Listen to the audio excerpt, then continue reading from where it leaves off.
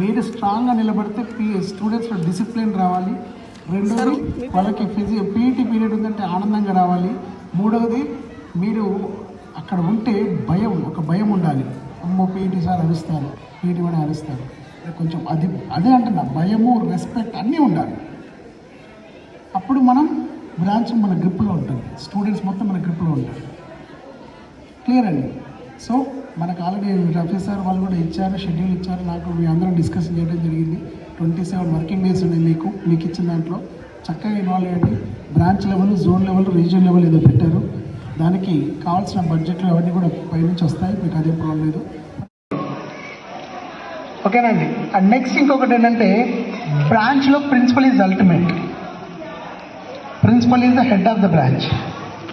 You are one of the teacher, physical education teacher. మీరు కూడా టీచర్సే. So మీ అందరికీ superior person ఎవరు బ్రాంచ్లో అంటే ప్రిన్సిపల్ ఈజ్ ద హెడ్. ప్రిన్సిపల్కి అగెనిస్ట్గా మీరు మాట్లాడకూడదు. First you should accept their words. At the same time me periods మీరు అడిగి తీసుకోండి, తప్పలేదు. ఆర్గ్యుమెంట్స్ పెట్టుకోకండి, ఆర్గ్యూ చేసుకోకండి, చక్కగా ఉండండి. ఎందుకంటే 1 or 2 కేసెస్ నేను విన్నా, నా దగ్గర దాకా వచ్చాయి. సో తర్వాత నేను ఇప్పుడంటే రవి సార్లో ఇంతకుముందు వినయ్ సార్ ఉండే, ఆ వినయ్ సార్ కూడా చెప్పడం జరిగింది.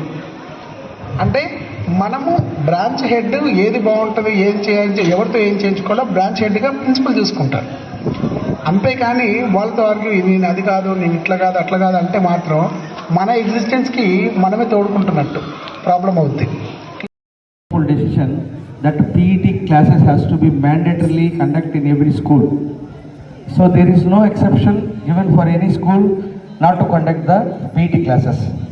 So PETs are going to play a very crucial role in the school level because the discipline and the mental and physical stress or strain is going to be relieved by only PETs. So PETs are plays a crucial and vital role in the school level.